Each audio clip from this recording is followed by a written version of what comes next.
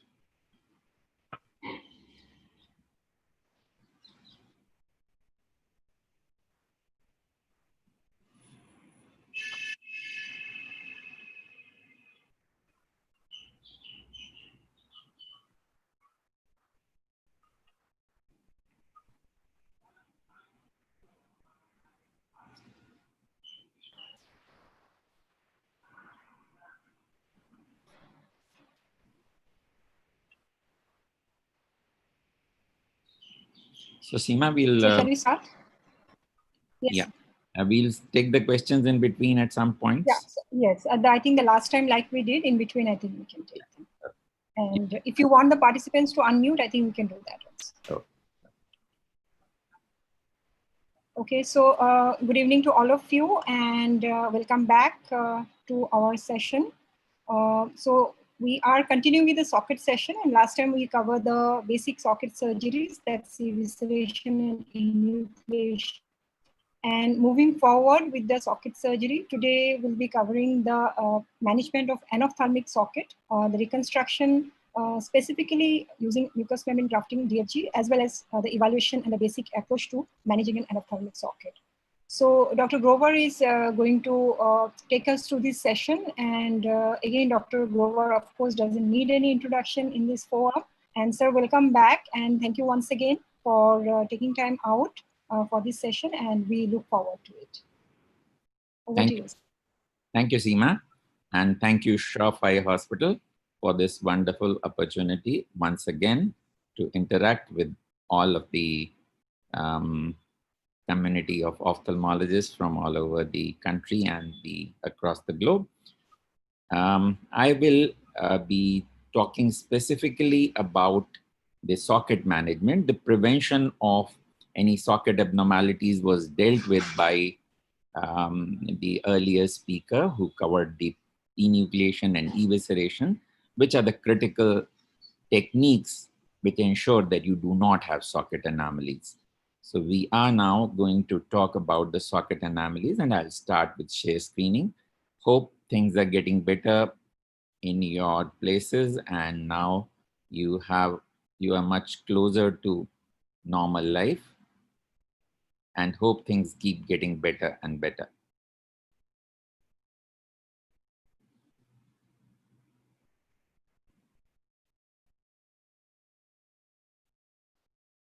So I'm going to talk about the management of socket abnormalities. And before we go on to socket abnormalities, we'll talk about what a normal socket should be like.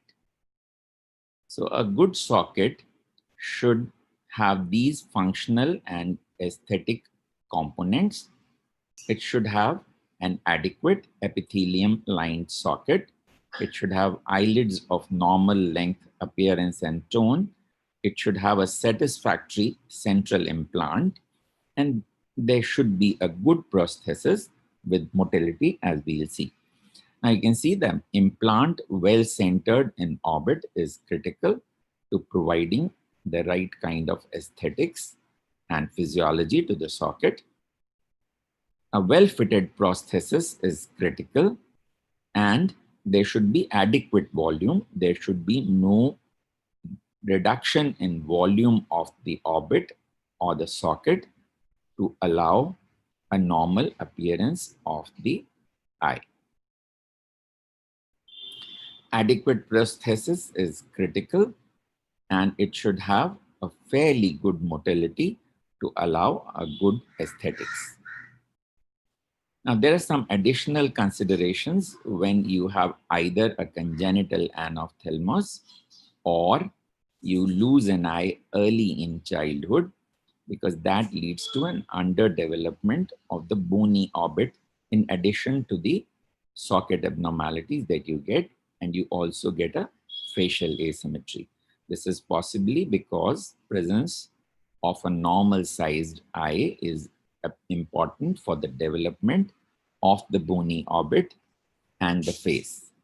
And this is avoided by placing large implants when you do a procedure like an enucleation or an evisceration in young children, or in congenital anophthalmos. It is important to build the socket by whatever means you would like to use.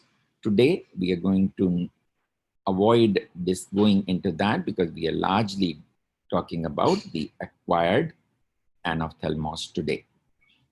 Also in children, one of the methods suggested is the use of autologous dermis fat graft, because this may grow as the child grows and does not allow the volume of the orbit to come down.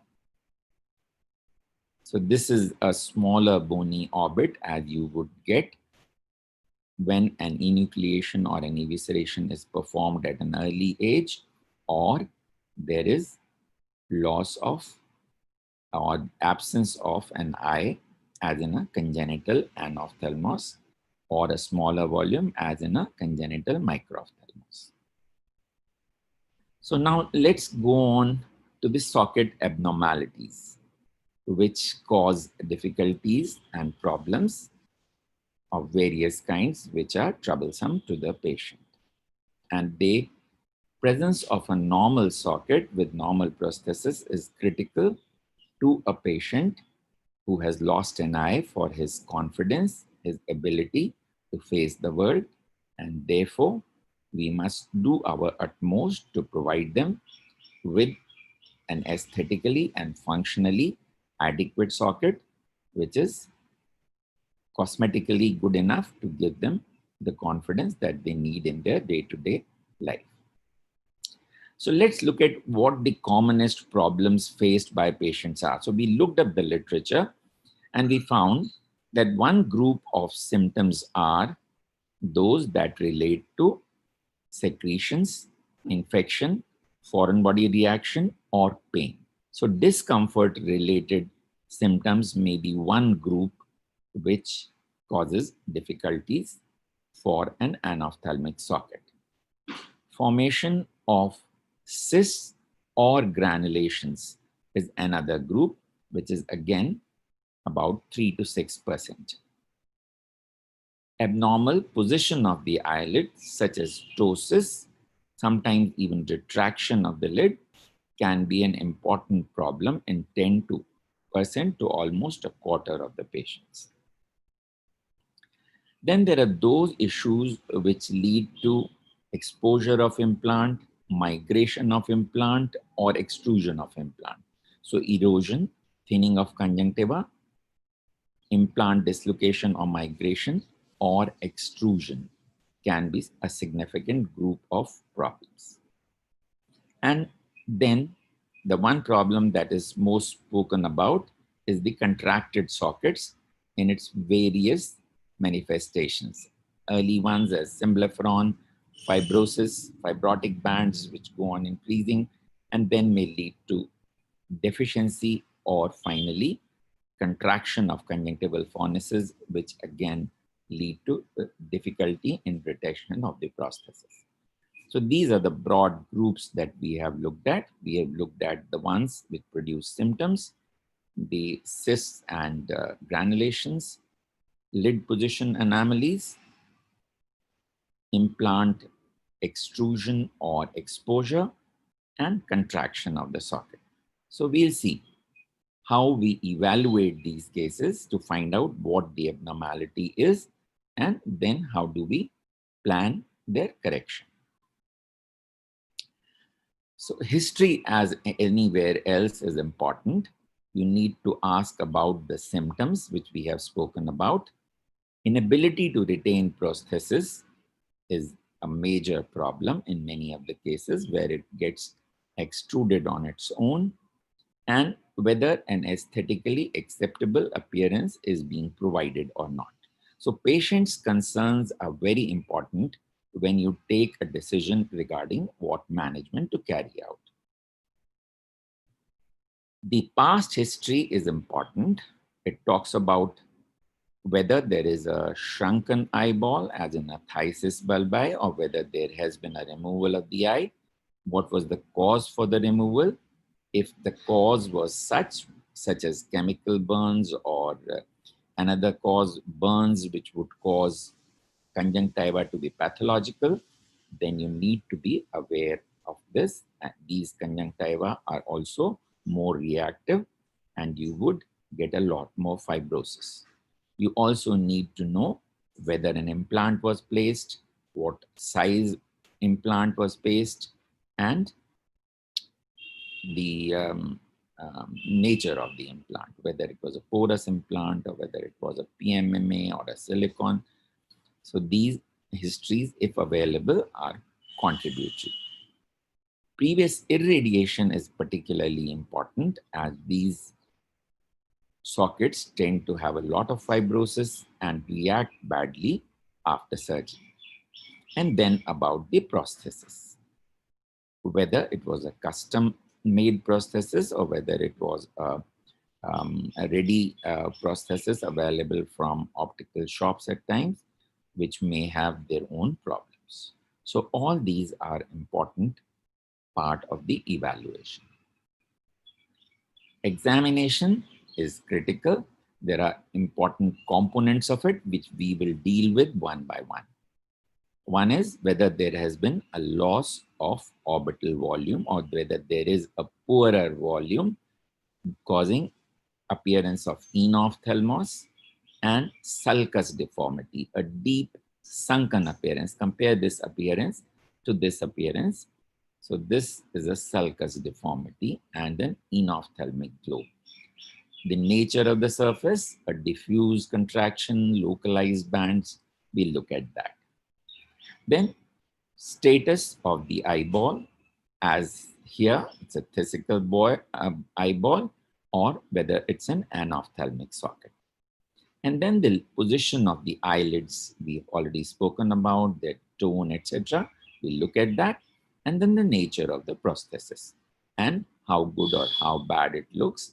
All those things you need to assess. So let's look at loss of volume first. So presence of enophthalmos, as you notice on this side, or a sulcus deformity, as you see here, are very important in the aesthetic appearance of the socket, and these need to be assessed. Surface is important. You need to see whether there is discharge, whether there is any abnormal congestion, whether it's a dry socket or whether it does have the normal moisture. And note the dryness here. This is because possibly a graft has been done in this patient with an epidermis earlier. You then need to look for any evidence of scarring, presence of any symblepharon bands or presence of abnormal cysts and granulations. You need to look at all the four fornices because they are important for retention of the prosthesis. Any one of the fornices, if it is scarred, will lead to a difficulty in retention of the prosthesis, but the inferior fornix is the most critical for retention of the prosthesis. And then you need to look for the normal tone and shape and position of the eyelids, absence of ectropion, entropion, ptosis, eversion. Those are all important assessments. So let's now look at what do you look for in the eyelids more detailed. There may be inflammation or edema. If there is a presence of inflammation, blepharitis is important because chronic blepharitis can lead to chronic inflammation in the socket and lead to long-term contraction of the socket. As we said, you need to look for presence of laxity or a shelved fornix, which we will talk about later. In the long run, with laxity, lengthening comes about, and you need to take care of that if it is present. Presence of entropion or ectropion, presence of drooping of the eyelid, or a retraction of the eyelid, as may happen with a lax eyelid or a shell fornix, or with scarring in the inferior conjunctiva. And lag of thalamus, as you see in this patient, inability to close the eye. This may also be a manifestation of a contracted socket with shortened conjunctival tissue. So all these need to be looked at. And then you need to look at the prosthesis. So in this patient, for example, you can see that there is a prosthesis which is fitted here, but it has a poor motility. So motility is one of the things which you need to look for. You need to look at the size. Very large prosthesis may have its own difficulties, causing ectropion in the long run, laxity of the lower lid, and the larger prosthesis need to be placed to compensate for a poor volume of the socket. So you need to look for the size, weight, and the configuration of the prosthesis, surface, whether it is normal or abnormal, whether it's dry, whether there are deposits on it, and you need to look for edges. We know that prostheses need to be taken care of. They need to be polished. Their edges need to be smooth for them not to cause an irritation and chronic abnormality of the socket. And a chronic contraction often then leads to a contracted socket. We'll talk about the various grades of socket contraction later. So contracted socket is the most commonly discussed aspect in socket abnormalities, but there is a lot more to sockets than just contraction. There are other anomalies which can take place. So after this initial introduction, let's look at what socket abnormalities we have other than contraction, which we will talk about. We've spoken about enophthalmos and superior tarsal sulcus deformity. We've spoken about laxity of socket and shelved inferior fornix. We'll talk about this. We'll also talk about entropion and ectropion. We'll talk about implant extrusion and exposure. We'll talk about formation of cysts in the conjunctival sac or the socket and formation of inflammatory granulations. We'll talk about fibrosis causing symblepharon or fibrous bands. We'll talk about anophthalmic ptosis, and then we'll talk about the contracted socket. So we'll discuss all these one by one, and we'll look at their pathogenesis. All these abnormalities of the socket have pathogenesis which is interlinked to each other. You'll find many overlaps when we talk about a shell fornix and an ectropion. You'll find several other overlaps when we talk about presence of ptosis and lag of thalamus and contracted socket. So all these pathologies are often interlinked together. And when we looked at the pathogenesis of a shelved inferior fornix, we'll see how many of these are linked together. So a shelved inferior fornix may have many overlapping things with a superior tarsal sulcus anomaly and enophthalmos, and we'll discuss that as well. So it is important to understand the process or the pathogenesis which is taking place and then try and correct that factor. As you know, in oculoplastics, the principle is always a restoration of normal anatomy and a restoration of normal physiology. And that is what you always strive at. Therefore, it is important to understand in any oculoplastic case, what is the alteration in anatomy, what is the alteration in physiology, what is the pathogenesis of the problem present, and then you try and restore back the normal anatomy, the normal function, and thereby also restoring a normal aesthetics. So before we go on to specific conditions, Dr. Seema, if we have any questions, we can take them now. Sir, there are not really questions. I think you are going to cover them. So there is a request to cover the shelf fornix. What exactly is shelving of the fornix to kind of... We'll be covering that specifically. And also to talk about shallow socket. Okay. So we'll talk about the volume loss in socket and the shallow socket, implying that the overall surface has contracted. So we will talk about all of that. So I hope so far things are clear. We have talked about what a normal socket is like, and the techniques of enucleation and evisceration were discussed with you to ensure that you try and give as normal a socket as possible. And then we have looked at what are the common problems that are faced by a person with an anophthalmic socket, and how do you evaluate a socket to assess whether these abnormalities are present or not. So if that is okay, then we go on to the individual conditions. So you can have an enophthalmos, which we spoke about, implying that the volume of the orbit is lower than what it should be, and therefore this eye is more prominent and this eye is further back.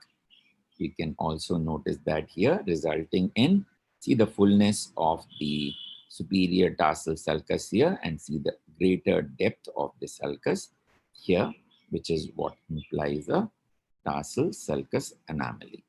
So another example of that, an enophthalmos and a sulcus deformity that you see here. So the two are interlinked, and the reasons why an enophthalmos and sulcus deformity would be taking place is that the orbital volume is less. Now this may imply that at the primary surgery, the volume replacement that needs to be done for the globe, as we know, almost 2/3 of the volume of the eyeball should be replaced by the implant, and the rest 1/3 possibly by your prosthesis. And if you don't use the right size, let's say 20, 22 of an implant, or you don't place an implant, you would cause a poor orbital volume. And this would lead to what is called a post-enucleation socket syndrome. And how that comes about and what changes it leads to, we will discuss that. Also, a poor orbital volume may take place because over a period of time, fat atrophies. And over a period of time, as a result of gravity, fat moves down. The orbital implant may move down, that may migrate, and these may again lead to a poor volume where it is needed in the central orbit. And this also leads to sagging of the lower lid, the so-called shelving or the ectropion. So we'll deal with all these again later. But when you have a problem like this, an enophthalmos, how do you deal with it? So you may, if you find that there is no implant, you may place a secondary orbital implant. This is one of the options. But if there is a smaller implant, then you need to take that out and place another implant. That's one option. Another option is the use of dermis fat graft, which we will talk about, which adds the surface after removal of epidermis. This is the dermis, and there is an associated amount of fat that you have taken along with it, which adds to the volume.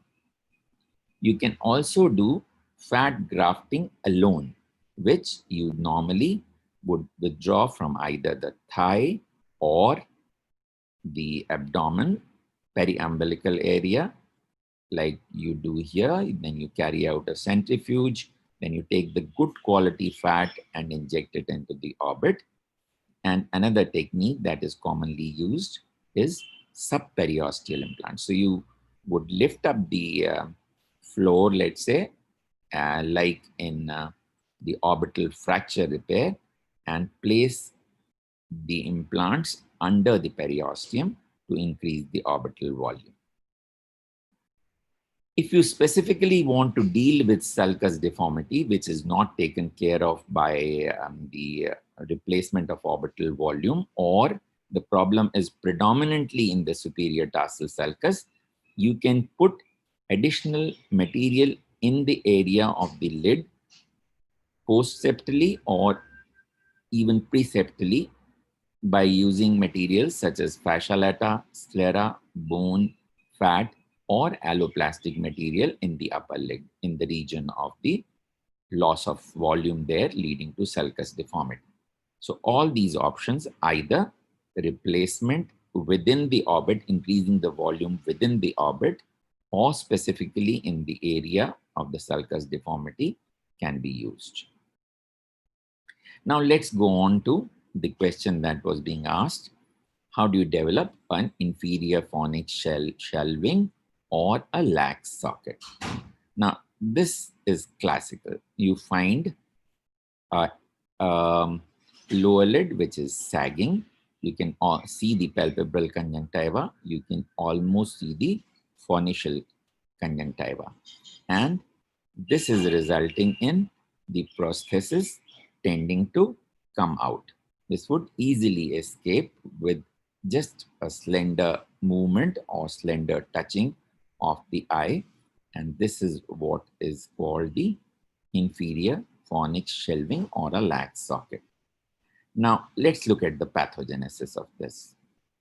So this is what is called a post-enucleation socket syndrome, where in the absence of a good prosthesis or a poor volume prosthesis, or even otherwise, with the effect of gravity, the contents of the socket, contents of the orbit, tend to move down and forward with gravity. Now, this would lead to pushing of the inferior phonics away, causing the lower lid laxity. So inferior phonics, instead of maintaining its normal depth, tends to flatten out because of these forces. So this gravity leads to not just a downward shift of the orbital contents, including fat, but also a forward movement in the inferior part of the orbit. So inferior phonics is flattened. The prosthesis pushes forward, tends to come forward in the lower part, causes increased pressure on the lower lid, causing its sagging and ectropion. So this shelled phonics or a lax socket implies that the volume would have shifted down and forward in the lower part, with a shelled inferior phonics, absence of inferior phonics, lax lower lid, movement of the prosthesis in the lower part forwards. So this would be a common pathogenesis to a decreased volume, superior tarsal sulcus abnormality, as well as a shelled phonics, as well as the ectropion. So many of these, the etiology would be intertwined together. So this is abetted too by involutional relaxation of eyelid supports. With age, as the lateral canthal ligament meet the medial canthal tendon, they tend to become lax, the laxity increases and the shelving increases. And if you, for some reason, have been using a heavier prosthesis, supposing you've done a volume replacement which is less than desired, the prosthetist would need to, the ocularist would need to put a heavier prosthesis in position to compensate for the appearance. and this heavier weight would again lead to ectropion and sagging. So these concepts are important to understand, and you will hear them repeatedly when we talk about the etiology of many of the other pathologies in the socket.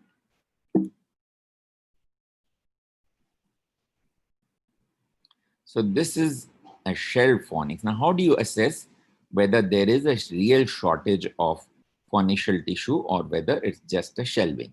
So when you pinch the lower eyelid in the center and pull it forwards, you'll find there is enough conjunctival tissue available here, and only the inferior fornix is missing. So if there is enough surface available and still the prosthesis is not retained, it's likely it is an inferior fornix shelving which needs to be taken care of. So how do you take care of it? One is you can do a tightening of the lower lid. Now this may involve most commonly the lateral tarsal strip procedure, but sometimes a medial tightening, as we'll see, depending on where the laxity is maximum located. And then you can do an inferior fornix formation either by a closed method or with an open method. So let's look at these techniques. So let's look at the surgery for the lateral tarsal strip procedure. We've done an incision at the lateral canthus or a canthotomy, and then we would do a cantholysis inferiorly, making sure that you have detached the lateral canthal tendon completely from the orbital margin. We've given an incision at the gray line now and fashioned a lower lid strip. We've removed all the epithelial tissue from the surface of this strip. So we are removing the marginal epithelium now, and we'll also remove the conjunctival epithelium now. Because if we leave it in, it could lead to burrowing of the epithelium under the surface and need to a cyst.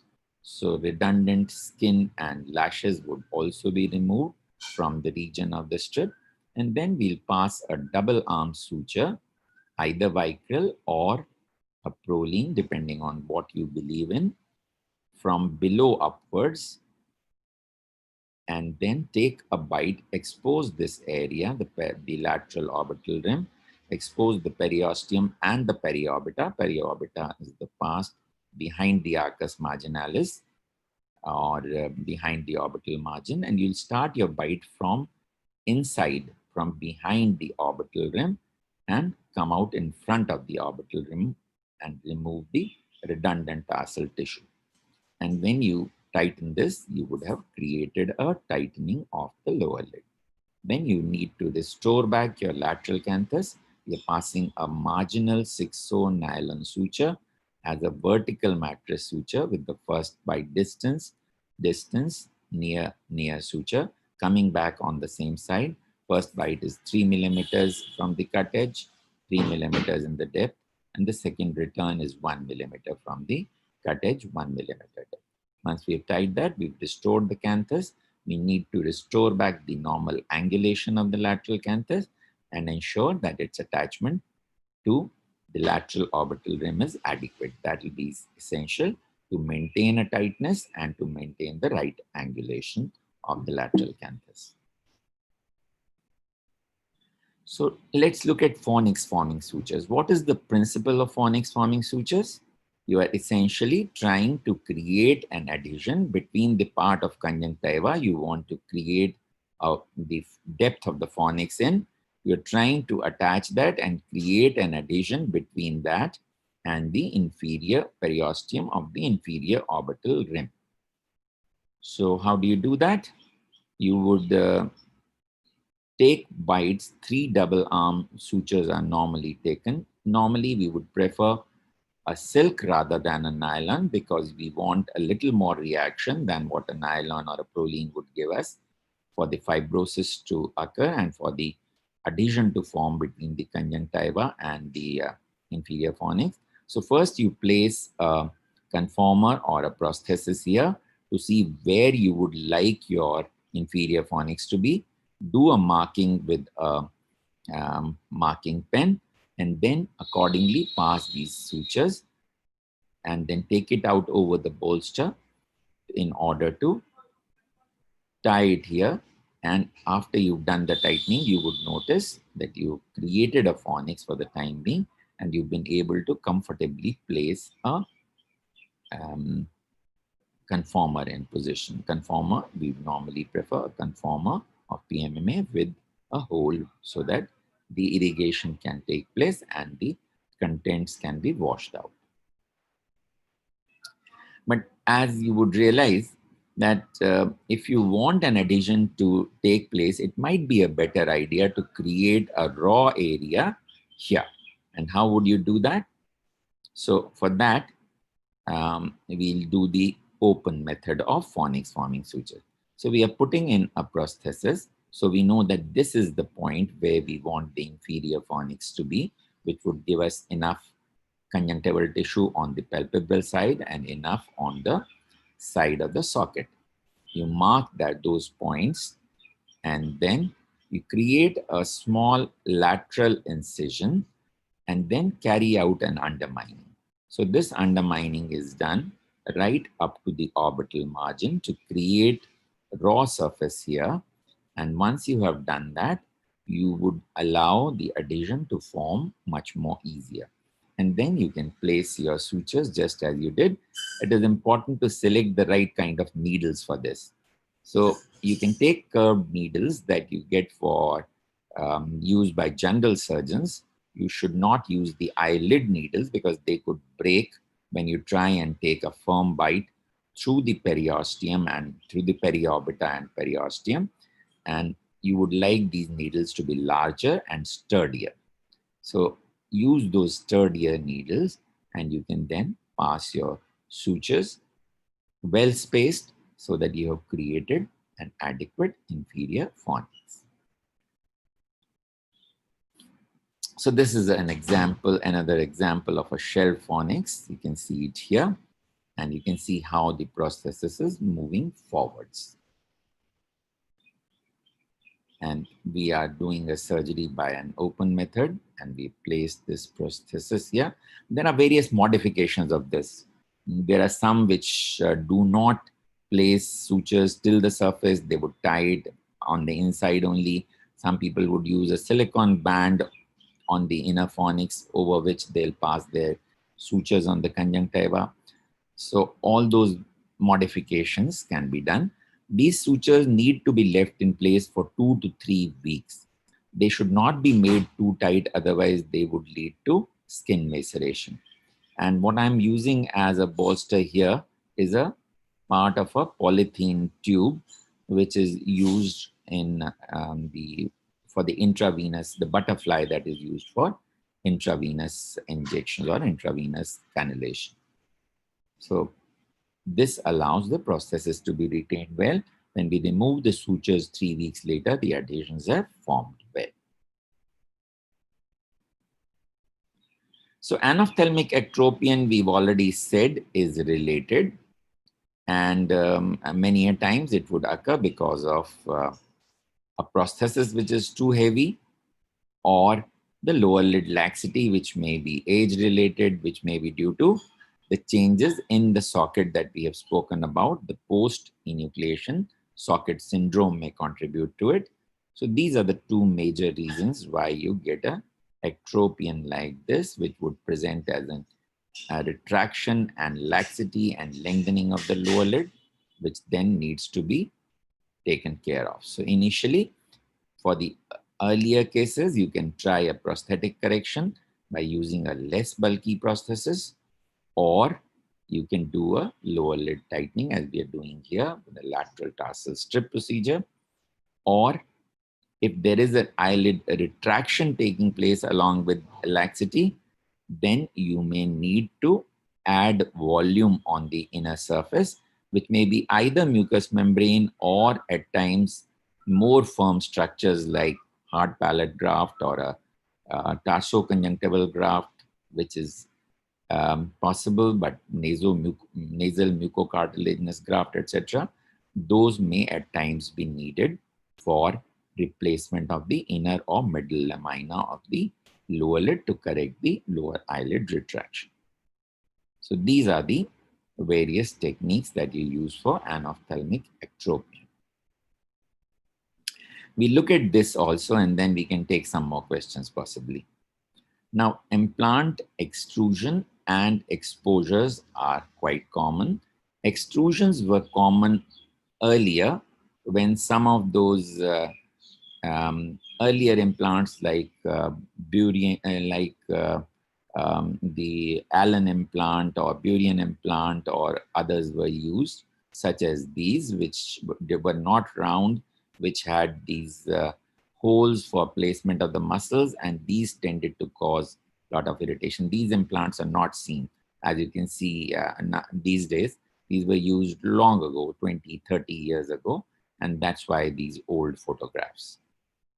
So the early implant extrusions take place sometimes if you placed too large an implant, which did not allow adequate closure or closure with tension, or there was post-operative infection, or tissues were devitalized because of previous multiple surgeries or fibrosis or radiation. So those are the reasons why an early implant extrusion may take place. And a late extrusion would take place because of fibrous contraction, which means that the pressure on the conjunctival surface for erosions or for its thinning to take place, or pressure atrophy of tissues because of, again, contraction, chronic inflammation. These are the factors which often lead to a late implant extrusion. So extrusion is one. You sometimes need, whenever an implant like a PMMA or silicone implant tends to extrude, you have to remove them most often. So then what you do is you remove them and replace them. You can do a replacement as a primary procedure if there is no infection, you feel the tissues are healthy enough. But if there is inflammation, infection, tissues don't look very healthy, which would withstand the closure, then you can wait and do a secondary implantation with another implant. But nowadays, with the use of porous implants, which was particularly common a decade earlier, a lot of exposures were taking place, and these were common both with hydroxyapatite and with the Medpor or polyethylene implants. Now, the management of the exposed implants is again dependent on whether infection is present, whether the exposure is small or large. If there is a small exposure and it has not got infected, there isn't too much discharge, then a conservative treatment will do. However, if there is infection, we need to wait for infection to settle and then carry out a definitive management. So the very small ones, you can just cover them with conjunctiva and tenons. You can try that. But if the conjunctiva is short, you need to place a substantial tissue like a fascia, either temporalis fascia or fascia lata, or a scleral graft. So the important thing is that a conjunctiva alone would usually not stay because the vascular supply may not be good enough. And you may need to put in a more substantive material with coverage by conjunctiva and tenons to give it a vascular supply. So you can use sclera or you can use fascia, and the effort generally is that conjunctiva and tenons are anchored to the anterior graft surface in discrete layers. And this is done by mobilization of the conjunctiva from around. You can also use the technique of sandwiching the graft between tenons and conjunctiva, so which improves its blood supply and improves the chances of survival of the graft. So this is an example of an exposed, large exposure. So when we need to cover it, we often need to trim it down, make it flat. So this is what we are doing. And then we are undermining the conjunctiva and tenons all around in double layer, in conjunctiva separately, tenons separately. And then we have fashioned a scleral graft, making sure that you've done all viral markers, and this is a safe sclera from your eye bank. And then you can place it in and try and cover it with as much tenons and conjunctiva as you can. You can see the sutures that have been placed all around. Let's look at the video then. So this is the trimming that we are carrying out.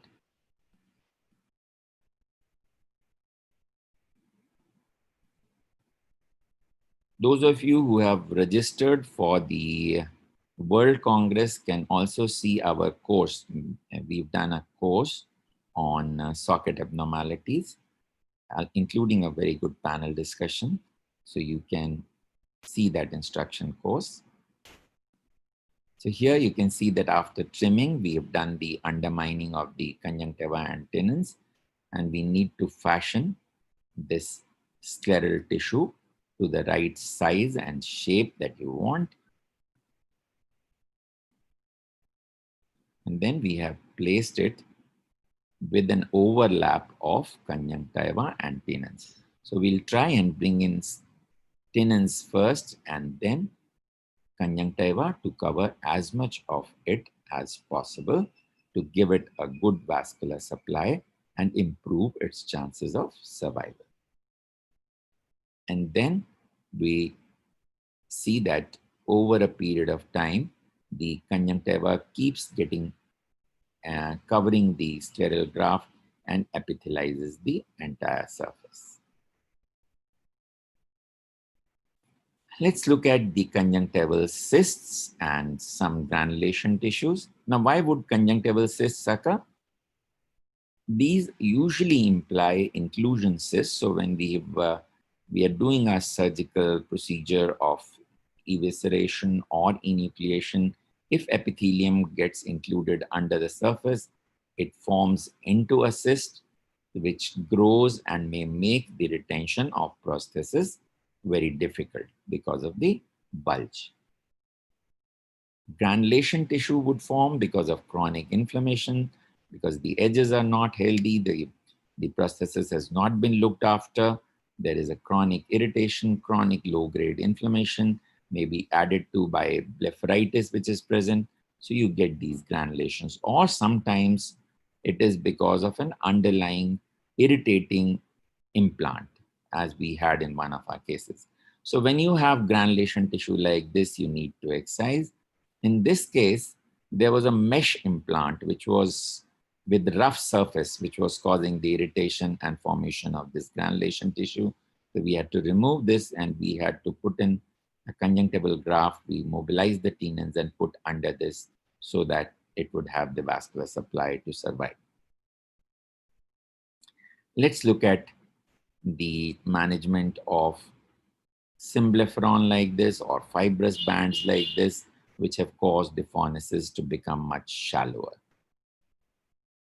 So if it progresses further to become a moderate to severe socket contraction, then you need to do a procedure like a grafting to add surface after taking care of the fibrotic bland.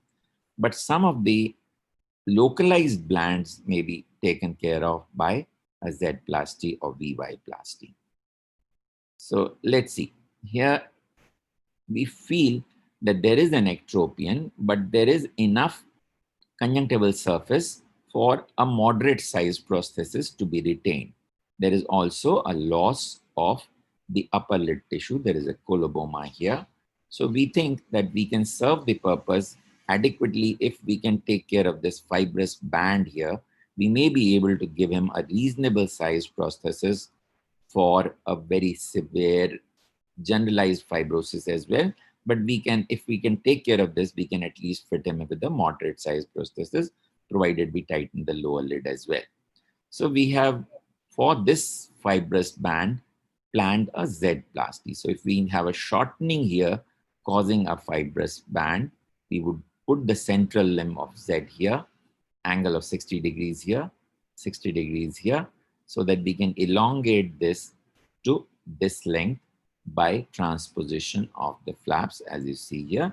So once we've done the transposition of the flaps, you can see that this shallowness of the superior fornix is gone after the Z-plasty, and we have done a lateral tarsal strip procedure here, tightened the inferior lid, and we now have a reasonable sized prosthesis for retention of the prosthesis. So you can see that now what looked like a very shallow fornix is much deeper here, and the lower lid is tight enough to allow a moderate sized prosthesis to be retained. We'll talk about these couple of entities which are all possibly interrelated to each other before we go on to contracted socket. And before that, we'll take your questions. So any questions, please put them on the chat box or on... Sir, there are one or two questions. Okay, let's take them now. Yeah. So one is on the subperiosteal implant, like which are the conditions where you are going to do it and where exactly you put the implant? Most often, the volume replacement is done in the inferior orbit because as we said, you have a downward shifting of the tissues. So if you replace them in the lower part, you generally are able to move the contents of the socket upwards. So that is one of the reasons why it is done. But you can do subperiosteal implants of synthetic materials like Medpol, like silicone, which you shape properly, or there are specifically designed ones for that purpose, or you can use bone.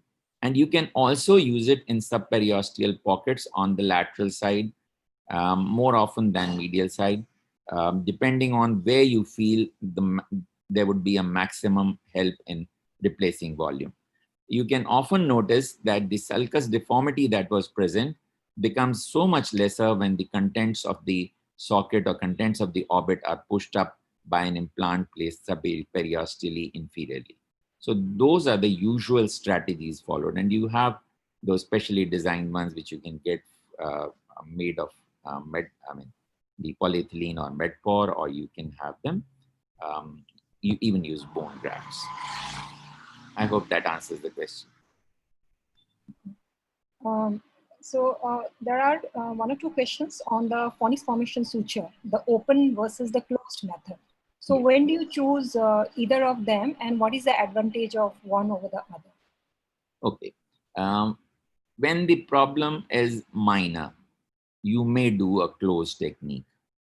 But most often, I prefer the open technique because, as I said, it offers the advantage that you're making the inner aspect of conjunctiva raw. You're also doing a dissection from that small incision on the temporal side towards the orbital margin. So you have that entire area which becomes raw so that the adhesion becomes much easier. And it is critical to take those bites with your suture. Starting with periorbita, take good firm bites. You can very well feel it once you pull the suture, whether there is a bite of the periosteum in it or not. So that allows the conjunctival tissue to adhere to the inferior orbital margin, allowing a deep fornix to be formed. And you must leave it in long enough. So an open method is most often preferred whenever the shelving is significant in order to allow a better chance for adhesion to form, a conjunctivo inferior orbital rim adhesion to form. Hope that answers the question, unless... Few questions on the scleral patch graft. For how long is the sclera viable, the I-bank sclera? And what sutures do you use for when you suture the graft, the scleral graft? The sclera is viable for a long time. Even if you need to preserve it for much longer, you can even put it in alcohol and use it. Even one preserved in alcohol, which can be stored for a long time, is viable for the purpose of a scleral graft. And you need to make sure that you clean it well and remove all the alcohol before you use it. If there is a fresh eye bank sclera available, that is, of course, even better. And it is viable for a long time. That is not usually a concern. Sutures that you use are usually vital because they would last long enough for the conjunctiva to be attached to the scleral surface. Tenons is attached with the scleral surface, and then the conjunctiva is brought in and placed there so that you don't have to remove them.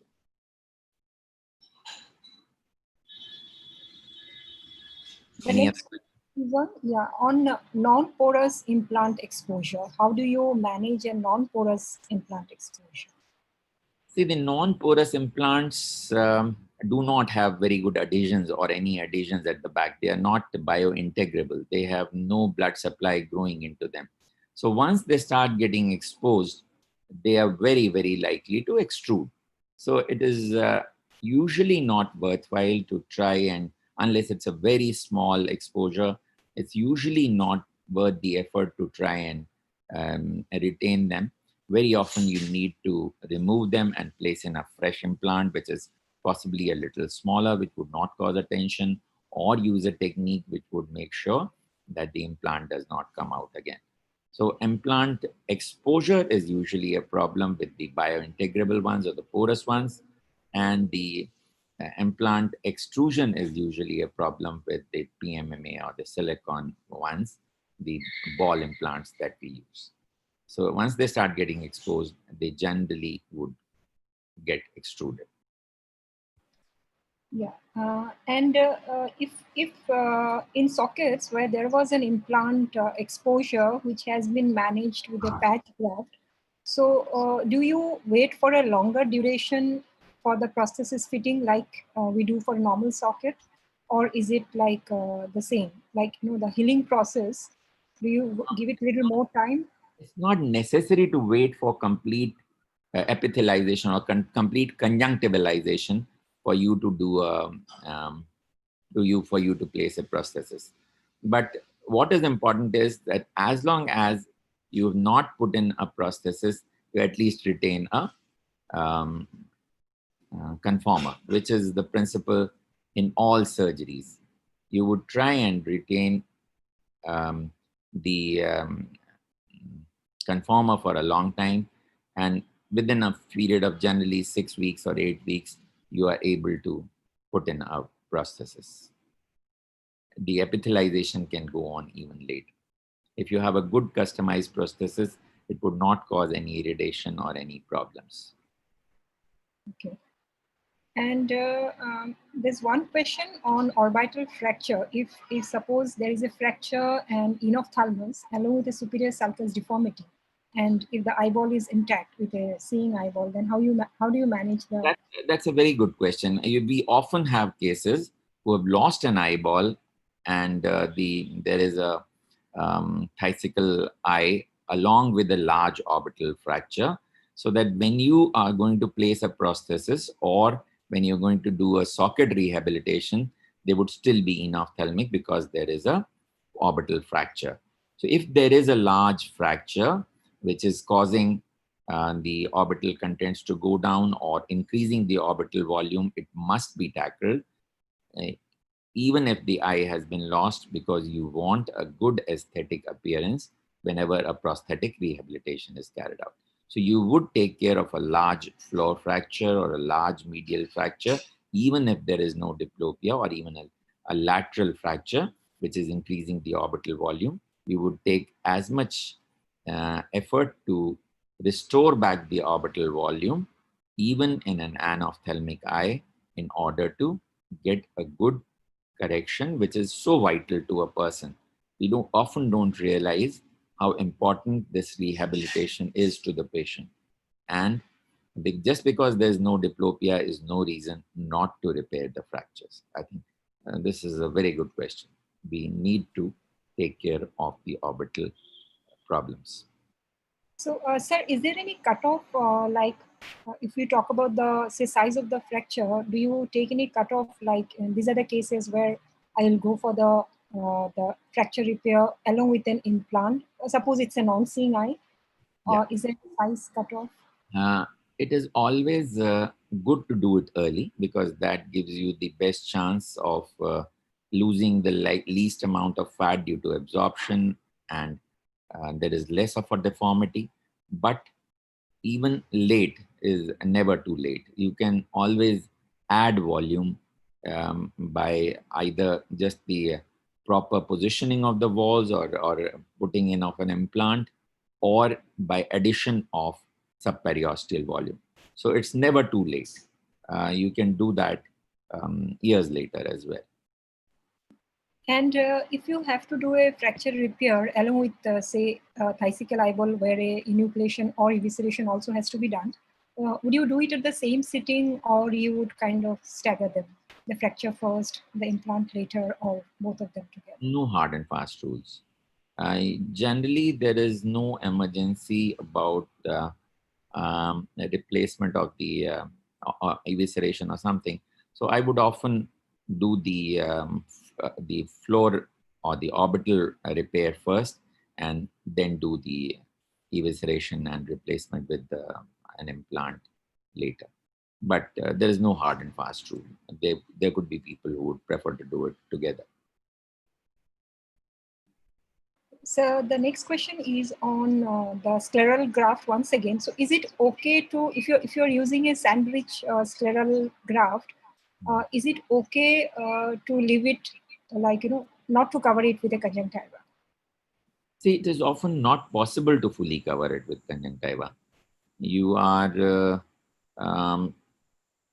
because there has been problem, because there has been a retraction of the edges of conjunctiva and tenons. There has been a central inflammation, infection for a long time with exposure. You are usually not able to cover it fully. The purpose is to cover it as much as you can. So if you do a good undermining, and if you use a moderately larger size graft than the defect, then you would have a certain overlap, which would be good to give you more nutrition. So as much as possible, but complete is usually not possible. If you can do it, most certainly without tension, if you are able to do that, well and good.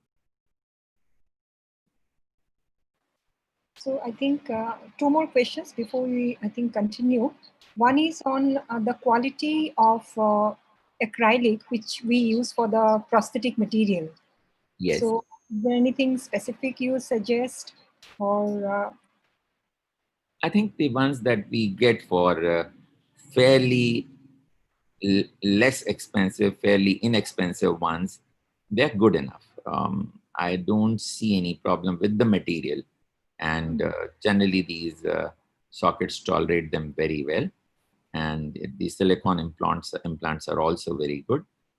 In fact, as you know, I mean, as it would have been discussed with you yesterday, that there is a much greater trend towards using these simpler spherical implants than was earlier done. The porous implants were used much more often, but because of the problems of exposure, I think is one major reason, and the fact that you no longer do so much pegging of the hydroxyapatite implants because of the associated problems.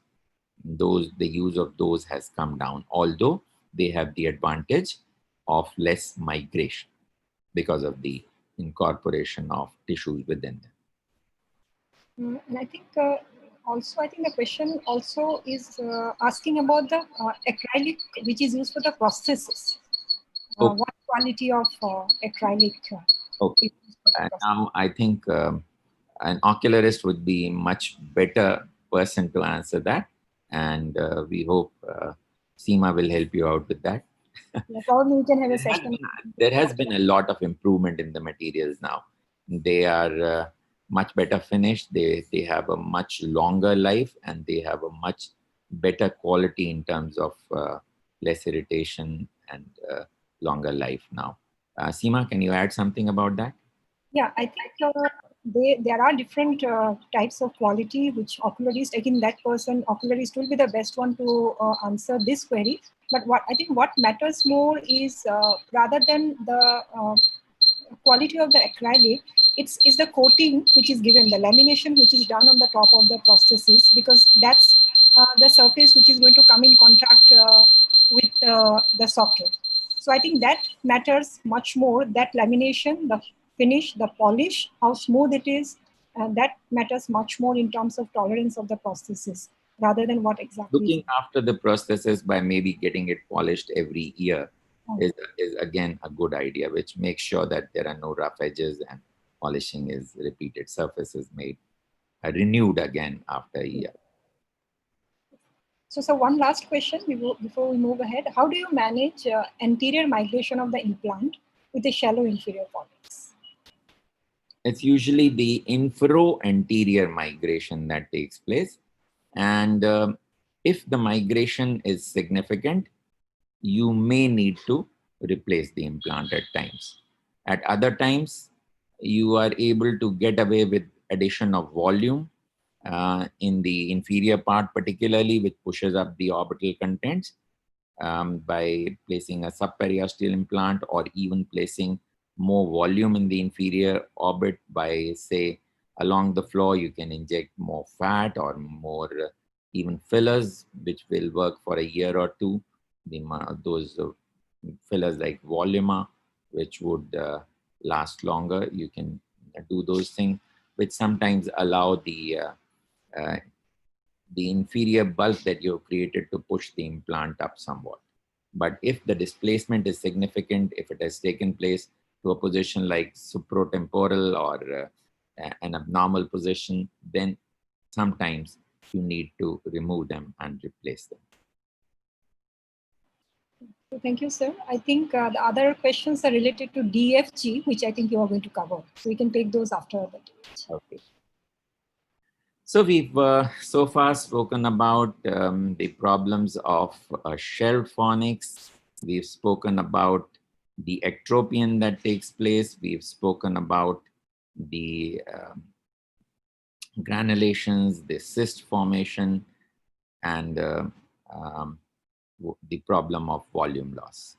So we'll now be talking about the malpositions of the lid. We'll be talking about the ptosis, the entropion, to an extent ectropion also, and then we will go on to the contracted socket. So let's look at anophthalmic ptosis. Now, ptosis may take place because of a number of factors. One is, as we said, migration of implants is a problem, and if it is in the upward direction, that may cause a ptosis to take place. This may also happen because the superior fornix inner surface has become reduced and you have a relatively shallow fornix, and which causes the ptosis to occur. If there has been a damage to the levator during the surgical procedure or something, then that may again lead to severe ptosis. So all these things are multifactorial. It may be manifestation of contraction, a manifestation of implant migration, or of the damage to the levator or nerve supply. It may also occur when the volume reduces, secondary to volume deficiency. Again, a drooping takes place, which would be a mechanical ptosis, because the enophthalmos has occurred, the droop would take place. And if there has been a lower lid laxity, shelving, it would again lead to forward movement of the prosthesis in the lower part along with the superior ptosis. So all these factors, multifactorial, implant migration, cicatricial tissue, damage to levator, enophthalmos or volume deficiency, and shelving of fornix. So all these are often interrelated. So milder cases may be managed by a procedure like Fasanella Servet, sometimes a prosthesis modification, which gives a larger bulk superiorly, may take care of those cases where there is a volume deficiency. In moderate cases of ptosis, you may need to do a levator resection kind of procedure, or at times of frontalis suspension, which because of the lag of thalamus often tends to give less satisfactory results in an eye because there is no bell. So you have a relative dry looking prosthesis that takes place with frontalis suspension. So all these techniques can be used, which you use otherwise for a ptosis. So this is an anophthalmic socket where a levator procedure is being done. And we will now go on to discussion of the contracted socket. Now, why does a contracted socket take place? We'll discuss that, and we'll briefly discuss again how to evaluate these contracted sockets. Now, sockets have been defined by various classifications. You are all aware of Krishna's classification, but it is basically important to understand what is the pathology that is taking place and what is the severity. You have other classifications as well, but the simplest classification is a mild socket contraction, a moderate socket contraction, and a severe socket contraction. And we'll define them as we go along, discussing management of each of them. Now, early socket contraction often takes place because of the primary pathology which caused the loss of eye or the removal of the eye. So it may be due to the trauma itself which caused the eye to be lost, or some surgical procedure that was done on conjunctiva tenens, or irradiation which was done, which may lead to loss of conjunctiva and tenens or its shrinkage. If your primary surgery did not dissect tenens and conjunctiva adequately and did not close them separately, that again may lead to inadequate phonesis or inadequate conjunctiva. If you do not place a conformer in the early postoperative period, that may allow the shrinkage of the socket to take place. Or if you have an ill-fitting or a rough prosthesis, or the so-called prosthesis available from the market, the pre-made prosthesis, then that will not fit in well. It will cause irritation to the socket, and this may lead to a relatively early socket contraction. The late socket contraction would take place most importantly because of chronic infection or inflammation. Now, various factors may contribute to it: squamous blepharitis, or purulent blepharitis, or posterior blepharitis, or meibomian gland disease, or presence of conjunctivitis, or canaliculitis, or dacryocystitis. So any reason which may lead to chronic irritation or chronic infection in the socket may lead to a socket contraction. Secondarily, because of extrusion of an implant, which would again lead to inflammation, migration of an implant, previous socket surgeries would lead to socket contraction. Each time you do a surgery, you either cause a loss of conjunctiva or cause a little fibrosis. If you are not using prosthesis for long periods, that again leads to contraction because there is no tension to keep the conjunctiva stretched. And ill-fitting prosthesis, either too small or too large, which would cause irritation, may again lead to chronic inflammation, chronic irritation, and socket contraction. So you can prevent it by meticulous primary surgical procedure that has been discussed yesterday, and we would not go into that.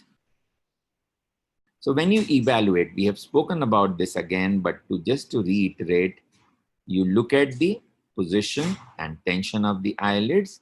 You look at the status of the socket lining, and we'll talk about this again. And you look at the prosthesis. So first is the overall appearance. Prosthesis, whether it is as you would like it to be, whether it moves, whether it's positioned well, whether there is no loss of volume apparent to you, socket lining is adequate. and eyelid position and tension is as it should be. There is no retraction, no ptosis, no ectropion, no entropion. Those are important, and there should be an adequate closure as well, absence of lag of thermos. So all those are important. So socket lining is particularly important in the diagnosis of socket contraction, and inferior fornix is the most critical, although it is important to have all fornices for the prosthesis to be retained well and retained in the center. So now let's look at mild, moderate, and severe contraction. In mild socket contraction like this, the overall surface is reduced, but prosthesis is still retained. But what are the consequences that take place? You would often notice that there is a lash entropion, which would imply that as compared to the size of the prosthesis, the surface available superiorly is not adequate, and that is why these lashes are tending to turn in. You also would notice a lower lid retraction like you see here. And we already saw the picture of a lag of thalamus. If there is a reduced conjunctiva, the eye would not close well, the blinking would not be adequate. So it would manifest as lash ptosis, lag of thalamus, lower lid retraction. Another example of lash margin turning in superiorly and inferiorly. So it implies that there is a shortage of fornices and palpebral conjunctiva. There is cicatricial tissue maybe near the lash margin. So you may carry out for these cases some prosthetic modification if that works well and good. Otherwise, you can do a tarsal rotation procedure just as you would do for cicatricial entropion elsewhere, or you may put in some mucous membrane graft selectively in that area where the lash entropion is taking place. Lash entropion and retraction is taking place here. In moderate contracted socket, now you have not just a shortage of one fornix, but you will have a shortage of inferior, superior fornices, generally both leading to moderate contracted socket. But again, re-emphasizing the importance of inferior fornix. So what are the manifestations when you have moderate contracted socket? You generally need to have a smaller prosthesis as well. And there is a generally an enophthalmos and a posteriorly displaced prosthesis. Once the moderate contraction has taken place, the poor motility is another manifestation. You saw an example in our evaluation of a poor motility. Lag of thalamus, we've already spoken about. Loss of normal lid fold again becomes another manifestation because there is not enough tissue there for a normal lid fold to form. And because of the contraction, the prosthesis is ill-fitting. So you have a lot of irritation, you have a lot more discharge. So now the manifestation, these manifestations have become more prominent. Poor motility, non-closure, loss of normal fold, persistent discharge and irritation. And above all, the prosthesis may come out inadvertently at times. So the contraction has become significant enough for the prosthesis not to be retained all the time. So examples are these where prosthesis is poorly retained. So when you have significant loss of socket surface, like in this case, you do need to replace most often. Very uncommonly, a prosthetic modification may work alone. Expanding conformers may sometimes work, but not so well in the adults. Sometimes in the children where there is a significant contraction, expanding conformers do work quite well, but in adults, that would be a rare situation.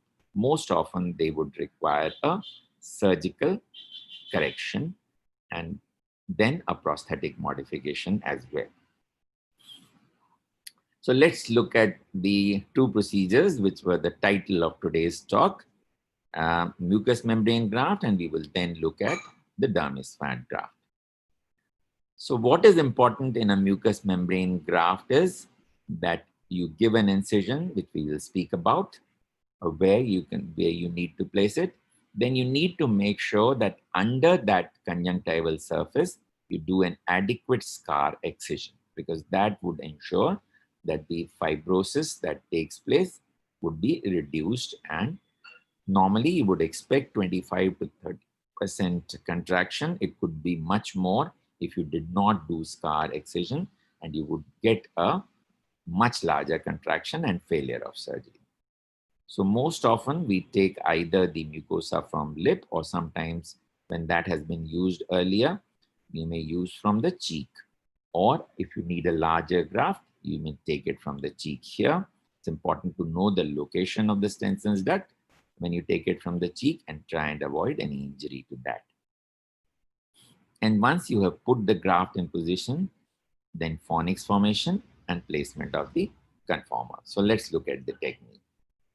This is an example of a moderate contracted socket. Now, we usually prefer a central incision extending from one canthus to the other like this. But there are times when the predominant contraction is in one fornix, then you may need to place the graft in that fornix. Again, in those cases where there is a central presence of an eyeball, a shrunken eyeball, you may again prefer to put in a graft inferiorly and superiorly. So it may be a central incision, it may be an incision placed in one of the fornices, or it may be placed as two different grafts in superior and inferior fornices. There can be minor changes in how much you extend the incision based on if the lateral fornix is adequate, you may not disturb this area, and so on and so forth. So that customization can easily be done. And then the next part is a good undermining and removal of all scar tissue. So you carry this dissection towards the eyelid margin and towards the bony margins, superiorly and inferiorly. Remove all the scar tissue that gets exposed after the conjunctiva retracts with undermining, and you remove all the underlying scar tissue here. So you have this area exposed. Now you have the conjunctival edges here, and this is the exposed area in between. Then you take your mucous membrane graft, you oversize it by about 30%. Make sure that you trim it, because all grafts, you don't want them to be too thick, because they would need that much extra vascular supply to be viable if they are thicker. So you need to debulk those grafts, shape them according to what you need. You need to measure the length that you need, then place a relatively oversized graft, but space it well by putting first the central sutures, then the sutures which divide the rest into half, so that you are dividing the excess equally on two sides, and so on and so forth. But at the same time, quilt sutures is often a good idea. So you would leave one end to be sutured till a little later after you place the initial few sutures here. You can pass sutures which go through this, then take a bite through the bed and come out here, and then you can pass multiple of those sutures which have bites from the bed as well, called the quilting sutures, which would help retain the graft in position. And then you can put in a tight fitting conformer over it but before that, you need to place your fornix forming sutures. Again, you have to put in a conformer to see where you would like to put put the position of the fornices, and you mark those positions, pass your fornix forming sutures accordingly, both superiorly and inferiorly, and then place your prosthesis in position. You may do a little temporary tarsorrhaphy in these cases, because there is a considerable edema in these cases. There's a considerable inflammation in these cases after surgery. So you may like to retain the prosthesis in the conformer in. You can see that this is a conformer with holes, would allow the secretions to go out, and you can then put in a temporary tarsorrhaphy suture. You may also like to give some Decadron intravenously, some antibiotic on the table, because these cases often have inflammation. We often do inject some Marcaine also, because these cases, as well as cases of enucleation and evisceration, which can be quite painful in the early post-op period, and that pain is taken care of by the Marcaine that you have given, or you can give some good analgesic cover in the early post-operative period. So this was another case where there was a gross contraction, twice operated earlier, repeat fibrosis. So we again gave a central incision and did a good lot of undermining, removed all scar tissue. So we needed a large graft. So we took the graft from the cheek mucosa and placed the graft in, decided the positions of the fornix forming sutures, placed the fornix forming sutures, and we could get an adequate fornix for the prosthesis to be retained well with reasonable motility. Now, another option is amniotic membrane. Now, there are some surgeons who feel that amniotic membrane is a good substitute because it leads to less scarring. You don't have the problem of a donor area where there is additional morbidity, and the graft gets covered by the epithelium from conjunctiva. As you know, it's a substrate graft, not a substitute graft, and it has its own advantages such as the anti-fibrotic fibroblastic activity, and therefore it works well. But there are others who feel that it would only work for mild to moderate contractions. If you have a severe contraction, not enough conjunctival epithelium available to cover it, then you may end up with a failure and greater contraction. So use judiciously. Amniotic membrane grafting can be a good addition to your armamentarium. So the results have been variable. Dr. Sushil Kumar showed good results, in fact, superior results as compared to mucous membrane graft at 12 months, but others have shown it to be comparable, and some have shown the results to be less favorable with amniotic membrane than with mucous membrane. Now, if you have loss of orbital volume as well, then you need to replace volume as well. You may use all the different techniques that we've spoken about for replacement of volume, addition of volume, but one great substitute is dermis fat graft, which provides a moderate addition to the surface as well and adds additional volume. So let's look at this option. So this patient, you can see, has a marked sulcus deformity, loss of volume, loss of surface. You can see the lash margins turning in, and lag of thalamus and exposure of the inferior retraction by exposure of the inferior limbus, and the large inferior white of the prosthesis is visible.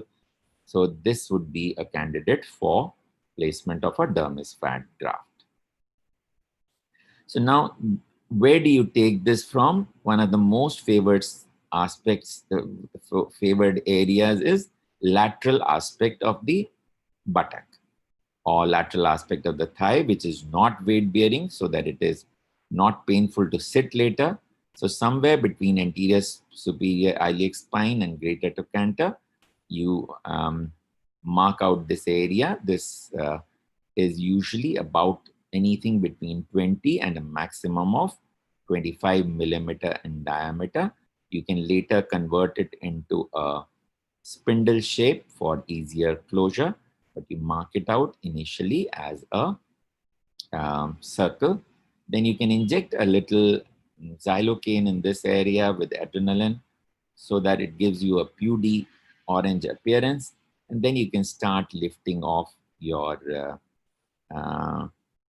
epidermis, because you want to remove the epidermis and all its appendages. You do not want those appendages to grow in your socket. So you do after the injection of into the dermis of the into the epidermis dermis area of the in xylocaine injection, you would have this pudy orange appearance, and then you can use a blade or a 15 number Bard Parker blade to remove this epidermis like this, and then withdraw a good globule of fat. Now this should be larger than the surface. So you try and make your incision which goes out from these ends so that your flat fat globule is larger in size than the size of this 20 millimeter incision. Take a moderate volume. The volume should be such that it doesn't go in when you place it in one go easily. And then you need to maybe do a good deep undermining, do a bit of trimming, bit of pushing, starting with a few sutures before you are able to place the implant. So you should be oversizing it because almost 50% of it will get absorbed. So as you can see, this defect has been closed after converting it into an elliptical shape, and a closure has been done. So you prepare it by giving a central incision. You need to do a good deep undermining deep into the orbit, because you need to, even when you place your secondary implants, you aim to place them very deep behind the posterior tenon. So aim here again is that you create as much space as possible so that your volume of extra fat that you're putting in would fit in. So whatever, if you need to do some trimming, you can do it now, but put two sutures, try and push in the extra volume from the sides. Once it is in, you put the other sutures and place the sutures so as to complete the apposition of the dermis to the conjunctival edges that you have all around. Post-operative care is important, and you need to often leave the bandage in for a few days. You can put in a tarsorrhaphy suture at the end, again to retain things. Use anti-inflammatory therapy. You may use steroids as well to bring down the inflammation. And then after a while, you can notice that the surface starts getting covered over by conjunctiva, and you start getting a good healthy surface. This usually does well, except in those cases where vascular supply is compromised, like in irradiated sockets. So choose your cases well. Don't use it in cases where the vascular supply is poor. Okay, the severer cases are much more difficult. Here, mucosa is not enough mucosa is usually available if you have a socket like this. And if you have a dry socket, the choice is easy. You can use split thickness skin grafts here, or you can use some of the other options which we will talk about. So if you have a socket like this, which is virtually non-existing, you almost have an ankyloblepharon, and it is a dry looking socket. You can use an epidermal graft like this, which you can take from the inner aspect of arm or thigh. Another grossly contracted dry socket where there's virtually no lining left, no hope. Taken the epidermis with a dermatome with a Humvee knife, and we have taken this epidermal graft, put multiple knife incisions into this so that the secretions can drain out. made sure that there is a very good apposition to the bed, and you always try the epidermal graft with a little overlap with the skin edges, and you end up with some kind of a socket, although these sockets may have some secretions, may at times be smelling, but you have some kind of socket. There was, of course, a smaller bony socket as well. So this is the best we could do. We also did some supplemental procedures later to create a better lateral canthus, but this is at the beginning when we could at least retain some kind of a prosthesis in a socket which initially looked like this. So sometimes you're lucky, you get away with some of these procedures. But there are other cases where you need a flap with intact vascular supply. One of the more commonly used ones is by plastic surgeons is one with a radial artery included. So those with intact vascular supply like this can be used. I've never used them, but and these pedicle flaps with intact vascular supply can be used. Other options are also used from other sites where you can bring that flap in through on the surface or through a tunnel and bring it to the area. Then you'll need to keep your hand like that till the vascular supply takes over and the flap has taken up at the donor site. So these are the various options that have been used additionally. So let's look at the scheme of for an acquired contracted socket. If there is a contraction with associated volume deficit, then you go in this route. If there is no associated volume loss, contraction is mild, we can just do an entropion surgery possibly. If it is moderate or severe and it is moist, then you would use a mucous membrane graft. If it is dry, you may need a skin graft. If there is an associated volume deficit and mild contraction, you can do a dermis fat graft. But if there is a contraction which is more, you may need additional procedures, which we have spoken about. So I think we have discussed a number of aspects. We have discussed the anomalies in volume. I think broadly you classify your deficit into volume deficit and the surface problems. So if there are surface problems, you deal with them, you deal with granulation, you deal with inflammation, you deal with the scar bands, you deal with entropion, ectropion, lid laxity, or you take care of the volume. Sometimes you need to do both. So it is important to assess these cases well, do a good planning, choose the appropriate cases, and you are able to help most of the cases to achieve a reasonable cosmesis, which is vital for a good psychological rehabilitation for the confidence of a patient. But again, to re-emphasize, you need to work with a good prosthetist, a good ocularist. He can identify very well where a minor modification will do, where a good care of prosthesis will prevent problems, and he's a major help to you. There are cases of anophthalmic socket, congenital anophthalmic socket, which they can manage very well with expanding conformers. There are several other techniques of congenital anophthalmic socket, expanding implants for socket, for orbit, which we have not discussed today, which is not in the purview of today's talks, but there are several other things which a prosthetist or an ocularist can help you with. So working as a team with an ocularist is important, and most cases can be helped for a good aesthetic rehabilitation. Thank you very much, and wish you would go to Antarctica one day. Great, great place to be in. Seema, your questions. Yes. Yeah, thank you very much, sir, for covering almost the whole socket, almost like A to Z in such a compact form. So a couple of more questions. In socket reconstruction, is there any role of intraoperative antibiotics or steroid injection before you close the wound?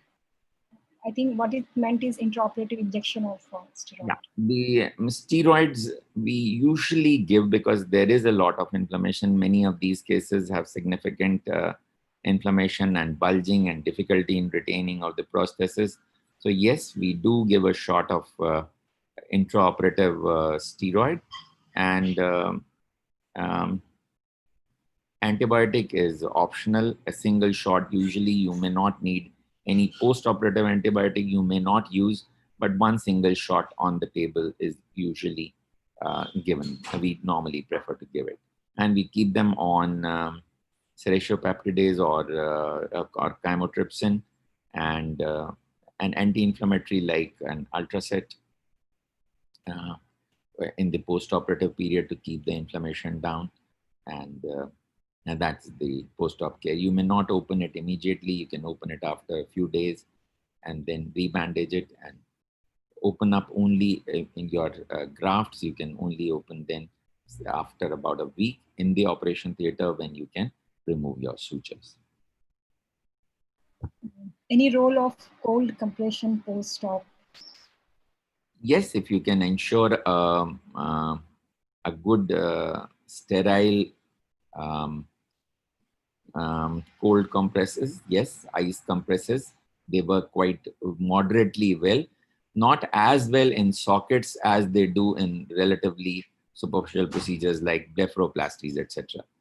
There, or entropion or ectropion, there the ice compresses would work better if you have sterile ice, or in a sterile gauze, you can use that. In sockets, doesn't work as well, but will have some impact on reduction, particularly because you'd like to keep the bandage here. In those cases, you are trying to take off the bandage and then you can do your ice compresses. Here, you prefer to keep your bandage in for a few days. So it's not so easy to do ice compresses. In fact, the edema may be a little more if you take off the bandage early and just do ice compresses, because you have dealt with tissues in the depth. The inflammation there may not be as much amenable to cold compresses as it is in the superficial procedures. And also secondary orbital implant, say in anophthalmic socket or post-enucleation. When are you going to decide, when do you decide to do a secondary orbital implant, and what is your preferred implant material? If there is no implant, then I think that often becomes the first choice. But what is important is that you must assess that you would be able to place an implant without much tension, and you would be able to place it deep enough. Many a times you also would prefer that if you are able to locate the recti and you could bring it forwards, and if you are using a wrapped implant, you could even anchor the recti to that, to the wrapping material like sclera. But very often the dissection of muscles in the secondary procedure of placement of implant can be even more traumatic than, and lead to more fibrosis, more reaction than if you did not do that.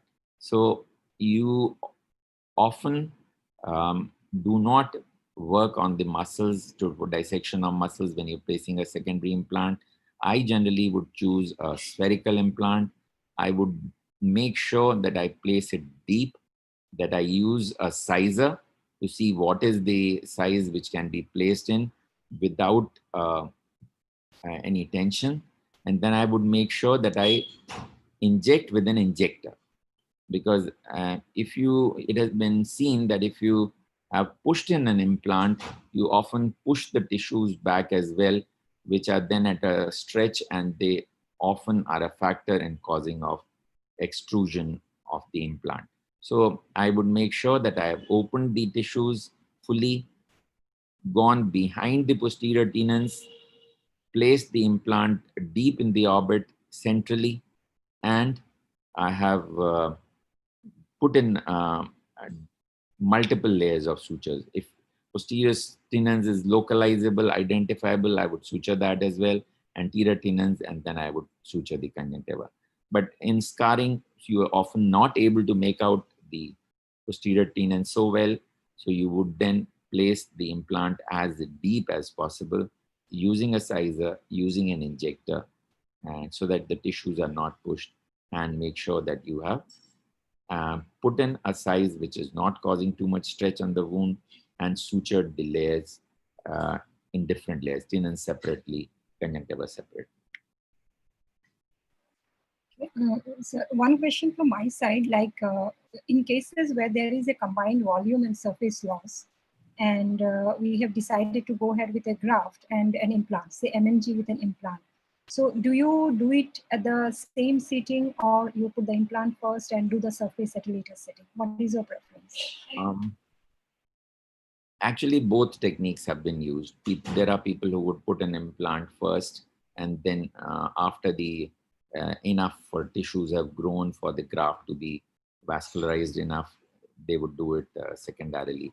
I have generally done it separately, but it is possible to do them together by making sure that after you place the implant deep, you have placed enough tissues, brought in enough tenons, brought in enough tissues for the conjunctival graft to have enough vascular supply, and for your implant to be deeply placed. So if you can ensure that your implant is placed back deeply, if it is possible to do that, then you can definitely put in a graft at the same sitting. So if you have put it behind posterior tenons, you have 2 layers of tissue in front of it, there is enough vascular supply, then you can certainly go ahead with the graft in the same sitting.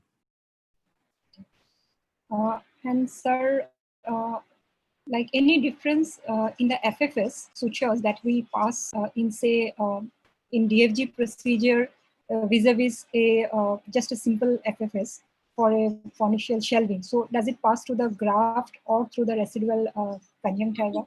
Through either. I don't mind putting it either through the graft or through the residual tissue. It will depend on when I position my conformer or when I position my prosthesis, where is the location of the phonics. But and it should not compromise on the adequate posterior, let's say, adhesion of the graft, apposition of the graft to the bed. If it's not compromised, sutures passed through the graft are pretty good. They, in fact, sometimes would help in better apposition. I don't mind that. One last question, sir. Any role of, or what is the role of fillers for volume restoration? If the deficit is small, let's say you would like to alter the appearance by only about 2 millimeters or so, then you can definitely use fillers. I've used them, and the results are good. What you would do is you will go along the floor and go posteriorly and place an filler which would last long. So generally, you would use hyaluronic acid. Those which last longer, which are more like the Voluma, and you would get an effect of about a millimeter. India, 1 second. With about where are you talking from? Couple of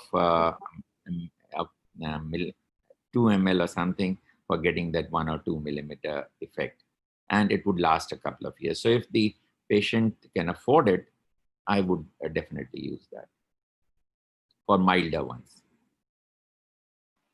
So I think that's it, sir. Thank you, Simran. There was one question on, sir, but that's on congenital anophthalmos and microphthalmos. So we haven't really covered it in this class, but if you can take it up. Okay, sure. So it's about, just to explain about the sequential orbital expansion in cases of congenital anophthalmos, or say So clinical. there are 2 aspects. There's one is the expanders which are used for the socket, and then there are the orbital expanders. For the orbital expanders, various kinds of things have been used. There are those implants which would take up more fluid and become expansile. So those expansile ones can be used. And then some surgeons advocate taking out a relatively smaller one, which is used initially, then putting in a larger one, and then serially larger implants may be placed in the orbit by multiple surgical procedures to expand the orbit. There are various other devices that have been described, including one by Dr. C, where you can change the volume of the implant that you placed by injection or by using a balloon or by various other techniques which can allow the posterior orbit to expand. Of course, there are surgical techniques where you can expand the size of the orbit by creating incisions in the bone and repositioning those bones so that you can expand the size of the orbit. So all those devices are used for orbital expansion. For socket expansion, serial use of conformers, which are larger, often works well. But if it is started early enough, but if it is delayed, then sometimes those may not work. Then you again need expansile implants in the socket, which are hemispherical, which can be placed in the socket for the same purpose. So a number of techniques that are used in congenital anophthalmos. But starting early is the best treatment. If you start within the first month or two and you use serially expanding conformers, you can ensure that you get a good socket, and you can ensure that you also get a reasonably good orbit, bony orbit. Thanks a lot, sir. I think I don't see any further questions. So thank you once again, sir. It was really compact and covering the whole spectrum. This is a very vast topic, but it was so nicely covered with everything touched upon within this short time frame. So thank you for that. And thanks to all the participants for joining in. And I hope most of your queries has been answered. So we will look forward to having you on board again for the next session. That's on Sunday on orbital decompression. So just stay safe, everyone. And thank you once again, sir. Good night. Good night, everyone. Thank you, Seema. Thank you, Shroff Center, Shroff Hospital. Bye-bye.